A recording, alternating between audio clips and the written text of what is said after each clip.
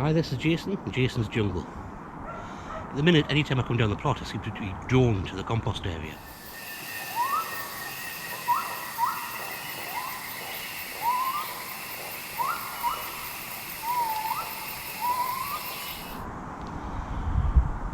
Recently, every time I've tried to come down, it's been teeming down with rain, so I haven't managed to get much done on the plot.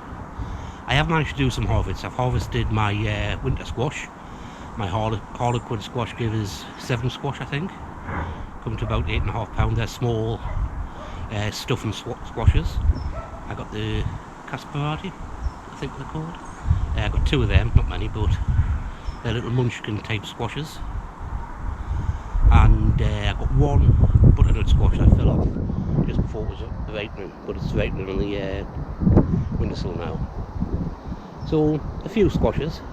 I also got 2 quince. Ooh, first quince. They came off as I was checking them, so they were ripe. I got the apples out. All the apples are gone. And well, like I said, I seem to always be doing the compost at the minute. I didn't have time to turn the other compost heap, but I just put all those bags, mix them onto the existing pile. But today, I've been building a new one. This is my new pile. This is today's pile, just today. Mostly it is this lovely Leylandii. Absolutely horrible for composting because it's all covered with a waxy coating. So this pile is probably going to take about 2 years before it's ready. My compost fairy came down and he dropped off about half a dozen bags of this stuff. We then returned with half a dozen bags of grass, so that's what's in here. Mostly grass and this stuff. I've also put in wood ash on every layer. Now the reason I put wood ash in is A, it's packed full of nutrients. There's calcium in there, there's potassium, there's sodium, there's traces of zinc and a whole load of other micronutrients.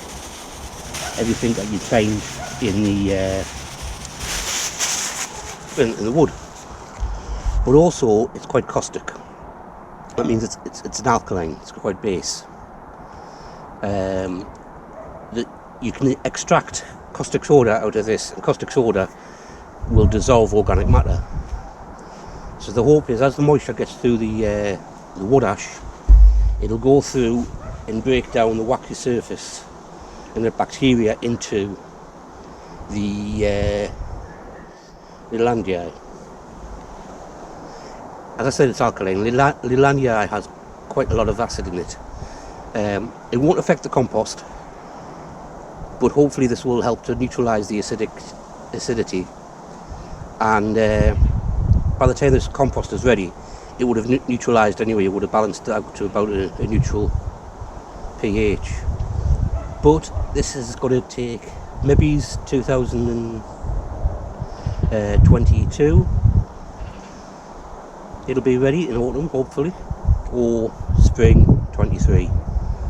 And it'll drop down quite a bit, but they still give a lot of usable compost. Here's my second cropping spuds. You can see they're dying back now. If you look on them, you can see signs of chocolate spot or brown spot, I think it's called. I noticed that over about a month ago or so. If we look here, we can see that I'm starting to get some brown spots on my spuds. Now, I'm not certain if this is blight or whether it's brown spot. I think it looks a bit more like brown spot, but either way, I'm cutting off all the infected leaves and I'm going to give it a spray with potassium bicarbonate and neem oil.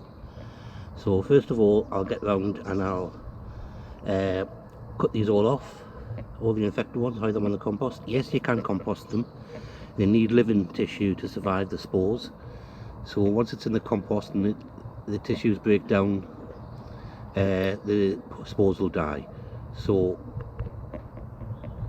I'll take these off camera because I've hard to do with one hand, and I'll mix up. Got a batch mixing up, just waiting for my neem oil to melt, and then I'll mix the batch up and spray them all.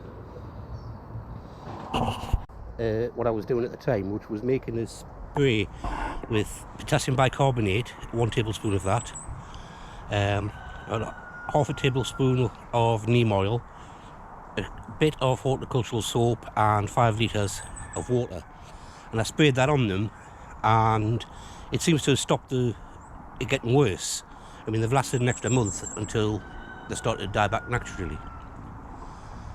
But they're going to be ready to come out, and that's going to be great because that means my garlic can go in. I've already taken up 2 of these smaller buckets, and I got about £1 of new spuds out of each of them.